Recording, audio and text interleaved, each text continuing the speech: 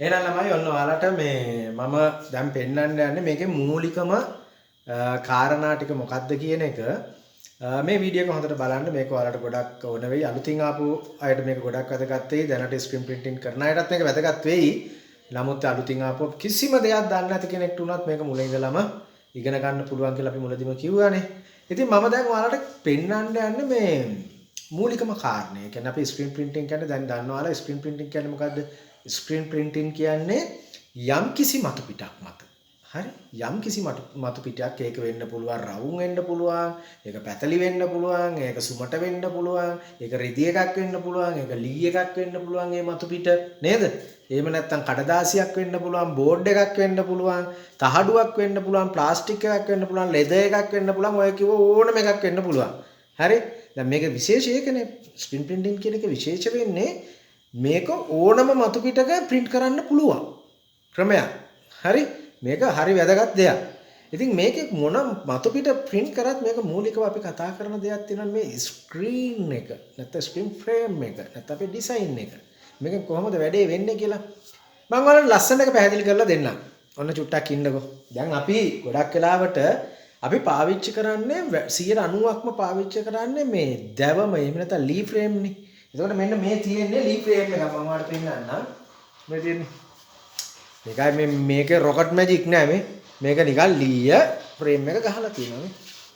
ඔන්න ලීයෙන් ෆ්‍රේම් එකක් ගහලා තියෙනවා ඔන්න. මේ තියෙන්නේ ලී ෆ්‍රේම් එක.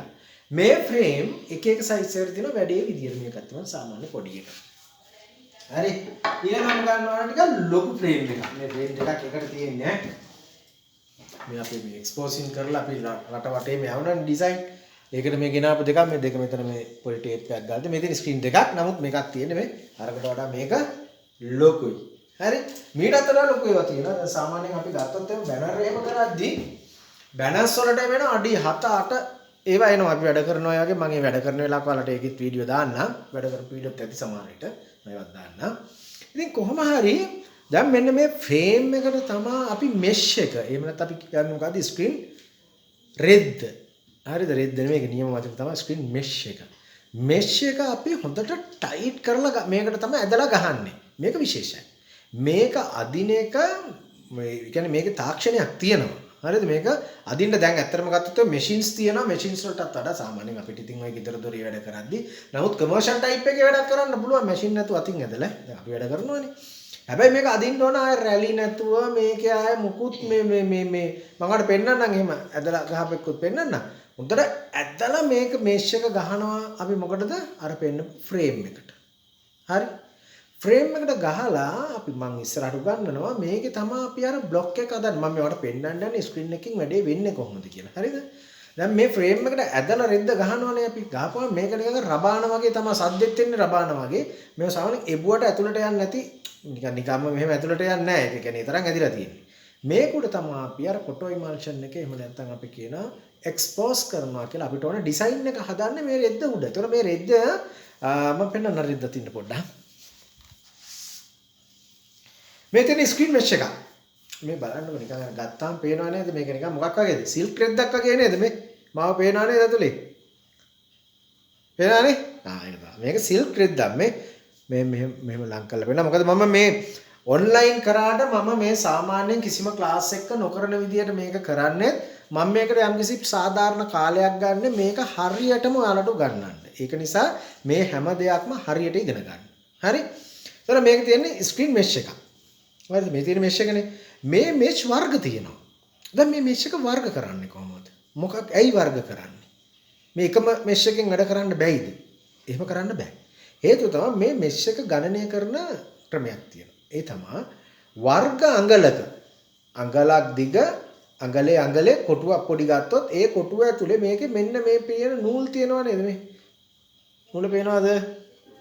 පේනවද නූල? මේක සාමාන්‍යයෙන් ගත්තොත් එහෙම අපේ ඉසකේ ගහකටත් වඩා අපේ කියන්න බෑනේ මගේ ඉසකේ ගස් නෑනේ. හරි. අර අවුල් ගහක් කියන්නම්කෝ. ඊටත් වඩා ඒ වගේ ඊටත් වඩා පොඩි වගේ. එතකොට දැන් මේකේ ඒ වර්ග අඟලක් ඇතුලේ කොච්චරක් නූල් ප්‍රමාණයක් තියෙනවද කියන එක අනුව තමයි මේ රෙදි හදලා තියෙන්නේ.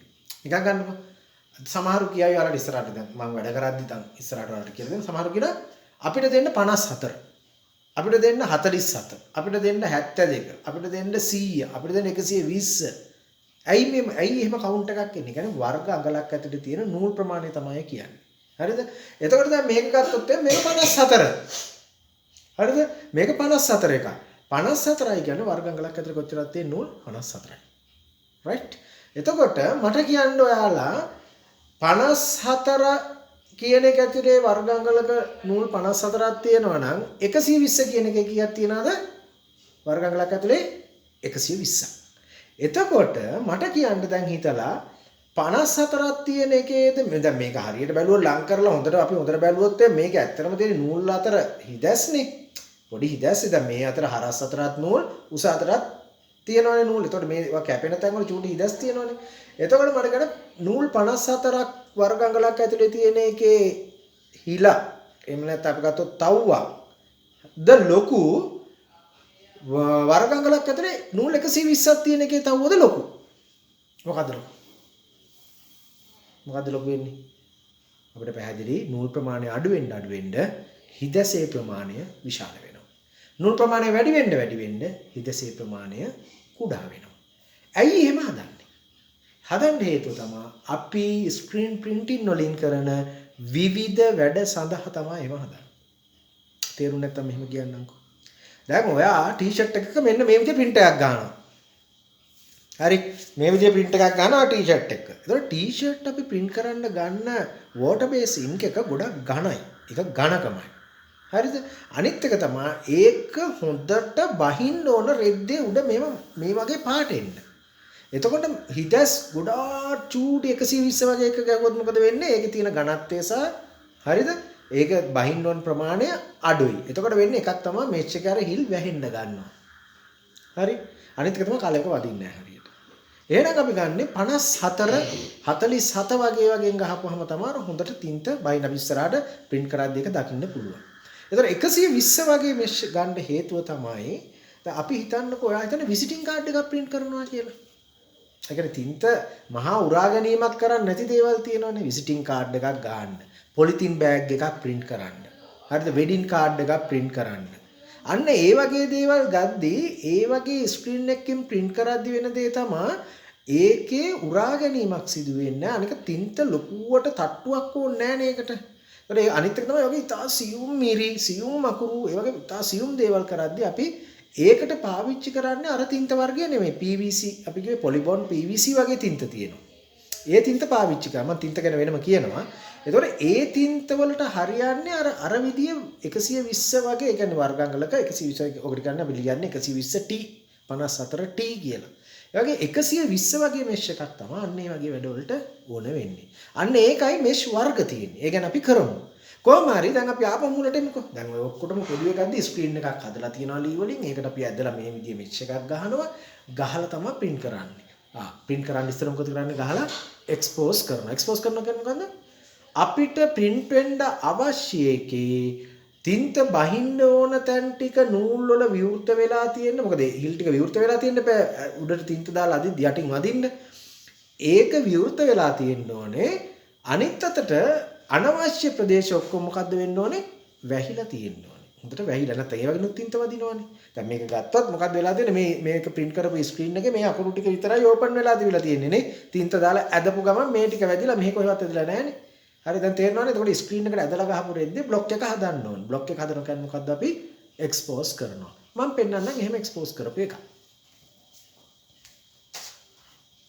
ඔයාලට පේනවා මේක හෙටමට යවන්න තියෙන ඕඩර් මේ ටී-ෂර්ට් print වලට කරපු ඕඩර්ස් දෙකක් තියෙනවා. මේ හෙට යවන්න ඕන මේක. මේ එක්ස්පෝස් කරපු ඒවා අපෙන් එක්ස්පෝස් කරපු අදත් ගියා සෑහෙන ප්‍රමාණයක්. මම මේ පෙන්නන්න. පැහැදිලිව පේනව නේද ස්ක්‍රීන් එක? මේ තියෙන ඇතුල් පැත්ත. පේනවද ළමයි? දැන් මේක ඇතුල් පැත්තනේ. ඒතර මේ ඇතුල් පැත්තනේ අපි දැන් මේ ආකාරයට තියලානේ මේකට යටින් මොකක් හරි පළකයක් තියෙනවා. ඒක තමයි ටී-ෂර්ට් එක තියෙන්නේ. මේක මේ මල්ලලා මේසයක් හරි මොකක් හරි තියලා මෙහෙට තින්ත දාලා අර ස්ක්‍රූජ් එකෙන් ඔහොම අදින එකනේ කරන්නේ. එතකොට මෙතනින් ගින් යට වදින්න මෙන්න මේ ඩිසයින් එක. දැන් මේක මේ නිල් පාටට තියෙන කොටස් වලට මොකද වෙලා තියෙන්නේ? නිල් පාටට තියෙන කොටස් වලට වෙලා තියෙන දේ තමයි අපි දාපු අර ඉමල්ෂන් එක කිමිකල් එකෙන් මේක එක්ස්පෝස් කරවුවට පස්සේ මේ රූපය හැර ඉතුරු ටික ඔක්කොම මේකේ තියෙන හිදස් ටික ඔක්කොම වහලා තියෙන්නේ. මේ වලින් තින්ත යන්නේ නැහැ. ඇහෙනවද සද්ද කොච්චර ඇදිලාද කියලා? හරිද? අන්න එකයි ක්‍රමය. එතකොට මෙන්න මම මේක පොඩ්ඩක් පෙන්නන්නකට කොච්චරක් ඇදිලා තියෙනවද කියලා මේ. මේ බලන්නට පේනවද කියලා. එබුවට නෑ. මේ එබුවට එපෙනවද? ඇතුළට නිකම්ම යනවද? නෑ නේ මේ ගන්නට අදින්න ඕනේ. ඒක තමයි මේ වගේ තියෙන විශේෂත්වය. හරි? මේක හොඳට ඇදුනහම තමයි අතර පැත්තේ මේකේ තියෙන හිදැස් ටික ඔක්කොම ඕපන් වෙන්නේ. තින්ත බහින්න ඕපන් වෙන්නේ.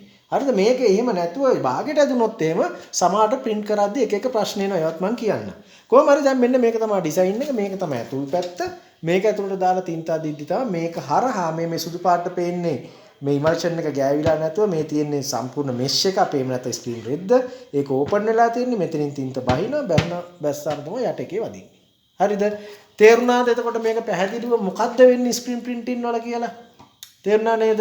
මේක කරන විදිය කරද්දි ඊටු ඔක්කොම මම කියලා දෙනවා කොහොමද හයි කරන්නේ කොහොමද සෙටප් කරන්නේ කොහොමද තින්ත එක දාන්නේ කොහොමද අදින්නේ කියලා. ඒකට මේක අදින්න අපි තින්ත අදින්න මේක හරහා තින්ත යන්න තින්ත අදින්න අපි රබර් විශේෂ පොලිමර් රබර් එකකින් හදපු දෙයක් පාවිච්චි කරන එකට තමයි අපි කියන්නේ ස්කූජි එක කියලා. ඒකත් මම පෙන්නනවා. හරි? ඔතන ස්කූජි එකක් තියෙනවද? මම මේක ගේනකම් එතකොට කියන්නේ ඔන්න ඔය විදියට තමයි ඔය වැඩේ වෙන්නේ. හරිද? එතකොට දැන් මේ විදියට අපිත් එක්ක මේ වැඩේ හරියට දැනගෙන යන්න ඕනේ. දැනගෙන යද්දී ඔයාට පුළුවන් කොහොමද මේක හරිම පහසු වැඩක්. මේක එහෙම ලොකු අමාරු වැඩක් නෑ. ඔයාලට ටක් ගාලා මේක කරගන්න පුළුවන්. එතකොට ඔයාට පුළුවන් මේ ක්‍රමයට මේ විදියට මේ ඔයාට පුළුවන් රෙදි වල රෙදි විශේෂයෙන් ගද්දි මොන රෙදිද? දැන් ගොඩක් අය මෙතන ඉන්නවා මම දන්නවා ගොඩක් අය කැමති සහ ඔය සාරි පේන්ට් කරන අයට දැන් සාරිය පේන්ට් කර ඉඳ හැබැයි මෙහෙමයි ඒකේ වටිනාකමක් තියෙනවා ඈ. ඒ කියන්නේ අතින් අඳින එකේ වටිනාකමක් තියෙන එක වෙනම කතාවක්. නමුත් අපි ව්‍යාපාරයක් විදියට සාරි print කරද්දි තියෙන වාසිය තමයි අපිට එක ඩිසයින් එක නොවෙනස්ව එකම විදියට කොපි ගොඩක් ගන්න පුළුවන් නේ. දැන් ඔයාලට පුළුවන් සාරි එකම විදිය සාරි 50ක් 100ක් ටක් ගාලා print කරගන්න. ඉතින් ඒක මේ ක්‍රමෙන් කරන්න පුළුවන්. හරි මේ විදිහට ටී-ෂර්ට් කරන අයට පුළුවන් ටී-ෂර්ට්. ඒතකොට චූටි ළමයින්ගේ ඇඳුම් බේබි ඇඳුම් තියෙන්නේ ඒවා කරන්න පුළුවන්. හරිද? ඊට පස්සේ ඒ කියන්නේ රෙදි වලින් කරන જાති කියමුකෝ අපි. අමු රෙදි බෑග්, බැනර් ඔය ඔක්කොම රෙදි කියලා ගමුකෝ. ආඩ ඒවා කරන්න පුළුවන් මේ ක්‍රමයට. ඊට පස්සේ වල පොලිතින් බෑග්, ටෙක්ස්ටයිල් බෑග්, ඊට පස්සේ මොනවද තියෙන්නේ? කූරිය බෑග්. හරිද? කැම්බරෙල්ලා බෑග් ගන්නවනේ. ඒතර සුපර් මාකට් වල එහෙම තියෙන බෑග් තියෙන්නේ. ඒවා හරිද? එතකොට ලිනන් බෑග් ඕන එකක් වඩ මේකෙන් කරන්න පුළුවන්. ඊට අමතරව ටියුෂන් පෝස්ටර් ටියුෂන් කටවුට් අර පාරවල් වල ටියුෂන් කටවුට් කරලා තියනවා නේද? මම මගේ මේන් සබ්ජෙක්ට් එක විදියට මම සෑහෙන කාලයක් කරන්නේ ඔය ටියුෂන් කටවුට් එක. ඒක මේ හරියම ලංකාවේ අඩු පිරිසක් තමයි කරන්නේ. ඒකේ ටෙක්නික් එක ගොඩක් ලොකු ටෙක්නික් එකක් තියෙනවා. හැබැයි මේක තමයි බේසික් එක. ඉතින් ඒක කරන්න පුළුවන්. ඊට පස්සේ ඔයාලට මොනවද කරන්න පුළුවන්නේ? වාදක තියෙනවද? පාවහන්, සෙරෙප්පු, හරි? සපත්තු වල print එක ගහලා තියෙන්නේ. එතකොට ලේඩිස් ඒ වගේ ගොඩක් තියෙනවානේ. අන්න ඒක කරන්න පුළුවන්. හරිද? එතනින් එහාට ඔයාලට වෙඩින් කාඩ්, විසිටින් කාඩ්, ඊට පස්සේ බොක්සස් එක බොක්සස් තියෙනවානේ. ඒ බොක්සස් වල print එක කරන්න පුළුවන් ඔය මොනවාරි අසිරුම් ද්‍රව්‍ය. තව ඔයාලා දැකලා තියෙනවා තේ කුඩු එහෙම රට යවන්න දානවා අර ලී පෙට්ටි වල. අන්න ඒක කරන්න පුළුවන්. ඒ වගේ මේකේ එකක් නෑ. ඊට පස්සේ ඔයාලට පුළුවන් මේ ප්ලාස්ටික් වල මොනවාරි print කරනවා නම් ඒ කරන්න පුළුවන්. රබර් වල, ලෙදර් වල, කඩදාසි වල ඕන එක ලී වල ඕන එක පුළුවන්. හරි? එතන මම කියවන තින්ත දාලා අදින ස්කූජේ කියන්නේ මෙන්න මේ වගේ එකක් මේ. පේනවද මේ? මේකේ ඇවිල්ලා මේ තින්නේ මේක හරි මේ ඝනකම. හරි? මේක දාලා තමයි මෙහෙම තියලා අර ස්ක්‍රීන් එක උඩ තින්ත ඔහොම අදිද්දි තමයි අර කැතුලින් ගිහලා වදින්නේ. හරි? ඒක අපි කරනවා. කරද්දි බලන්න පුළුවන් මේ තියෙන එක මෙහෙම කොළ පාට එකක් තියෙන මේකේ තියෙන වර්ග තුනක් ප්‍රධාන වශයෙන් වර්ග තුනක්. එකකට අපි කියනවා hard අනිත් එක medium අනිත් එක soft මේක medium එක. ඒවා ඇයි එහෙම වෙන්නේ කියලා අපි කතා කරමු. හරි? එහෙනම් මම හිතනවා මේ ස්ක්‍රීන් එකකින් කොහොමද මේ වැඩේ වෙන්නේ කියන බේසික් එක ඔයා දැන් දන්නවා. අපි ඉස්සරහට අනිත් ටිකත් මේ විදිහටම කරගෙන යමු. මාත් එක්ක එකතු වෙලා ඉන්න. අනිවාර්යෙන් අපි දැන් print කරද්දී එහෙම ගොඩක් වැඩ තියෙනවා.